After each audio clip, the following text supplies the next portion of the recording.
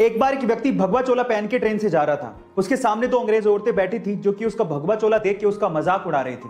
अचानक से दोनों अंग्रेज औरतों की नजर उस व्यक्ति के हाथ की घड़ी पे पड़ गई जो कि थोड़ी महंगी लग रही थी। तो उन अंग्रेज औरतों ने सोचा कि क्यों ना इसे लूट लिया जाए।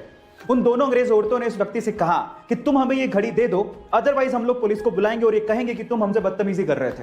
उस व्यक्ति ने बात सुन के भी अनसुनी कर दी और ऐसे रिएक्ट किया कि उसे जैसे सुनाई ही नहीं देता। फिर उन दोनों औरतों ने उसे इशारों से समझाया पर वो तब भी नहीं समझा।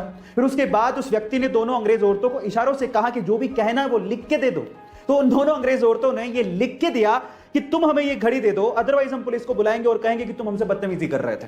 जब लिख के वो पर्ची व्यक्ति को पकड़ाई तो व्यक्ति ने पर्ची पढ़ी और उसके बाद बोला कि अब पुलिस को बुला लो। गाइस, वो व्यक्ति जानते हैं कौन थे? वो व्यक्ति थे स्वामी विवेकानंद। एक बार एक जहाज के इंजन ने काम करना बंद कर दिया और वहां के लोग उसे ठीक भी नहीं कर पा रहे थे और इसीलिए एक 40 वर्षीय एक्सपीरियंस्ड इंजीनियर को वहां पे बुलाया गया।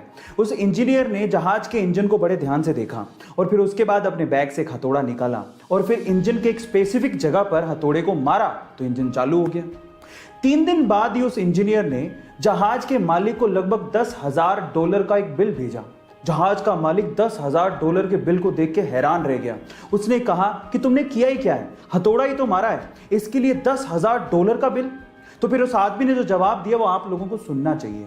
उसने कहा कि हथौड़ा मारने के तो मैं सिर्फ $2 ही चार्ज कर रहा हूं, लेकिन हथौड़ा कहां मारना है इसके लिए $9,998 और ऐड किए हैं। गाइस, आप याद रखिए कि बिल एक्चुअली काम से ज्यादा बंदे की एक्सपीरियंस का होता है। गाइस, ऐसे अमेजिंग वीडियोस के लिए YouTube पे हमारे चैनल को सब्सक्राइब कर लीजिए।